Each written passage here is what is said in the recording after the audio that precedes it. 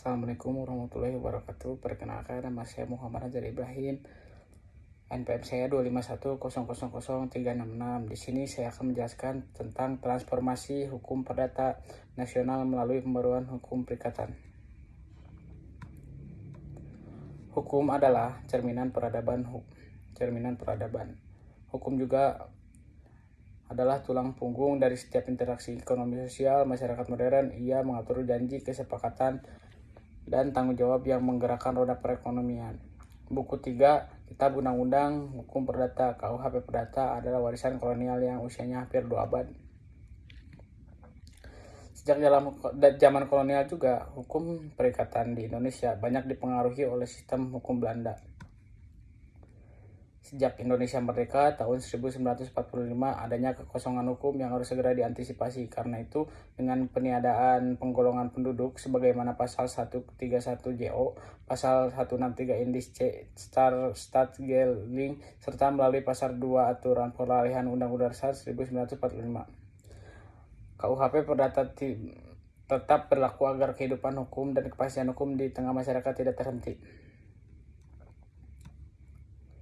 Hukum perikatan yang out of date menciptakan risiko ketidakpastian hukum dalam menghadapi dinamika abad ke-21, perkembangan teknologi, era digital, dan transaksi lintas batas telah melahirkan bentuk-bentuk kontrak dan perikatan baru. Seperti e-commerce, badan hukum, perlindungan data pribadi, dan skema pembiayaan inovatif yang seringkali tidak terakomodasi secara memadai dalam kerangka hukum lama. Kondisi ini juga menimbulkan dua tantangan besar. Yang pertama, ketidakpastian hukum. Kurangnya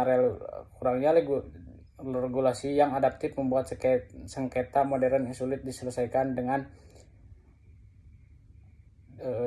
adil dan efisien, menghambat iklim investasi dan bisnis. Lalu yang kedua, kesenjangan keadilan. Norma-norma lama gagal memberikan perlindungan yang memadai bagi pihak yang lemah, terutama dalam kontrak baku dan transaksi digital. Oleh karena itu, pembaruan hukum perikatan bukan lagi sekedar pilihan, melainkan keniscayaan konstitusional dan kebutuhan ekonomi bangsa ini. Lalu, konferensi nasional ini juga hadir di tengah kebutuhan mendesak untuk memperkuat dan memodernisasi substansi hukum perdata di Indonesia. Diskusi dan sinergi antara akademisi, praktisi, dan pembuat kebijakan seperti yang kita lakukan hari ini adalah kunci untuk mewujudkan kebijakan hukum nasional yang responsif terhadap dinamika zaman.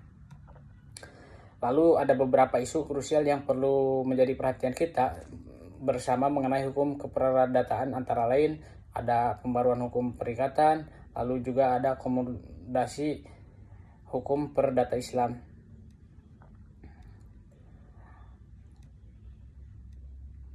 Sejak diberlakukannya sejumlah ketentuan dalam KUHP Perdata, sudah banyak yang tidak berlaku lagi.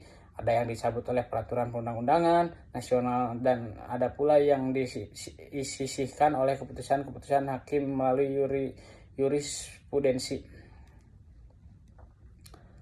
Lalu, realitas menunjukkan bahwa hingga kini KUHP Perdata masih dijadikan rujukan utama yang bersifat mengikat, sebuah fakta yang menegaskan bahwa benar-benar lahir dari nilai, budaya, aspirasi bangsa Indonesia. Karena itu, pembaruan KUHP Perdata harus berangkat dari paradigma yang baru saja mampu menjawab tantangan era digital dan globalisasi ini, sekaligus mengintegrasikan nilai keberlanjutan dan tanggung jawab sosial.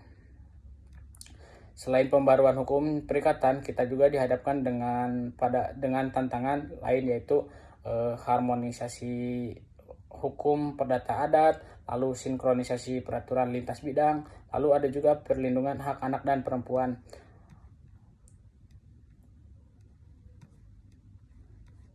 Mungkin cukup sekian pembahasan materi yang dapat saya sampaikan. Kurang lebihnya mohon maaf. Terima kasih. Wassalamualaikum warahmatullahi wabarakatuh.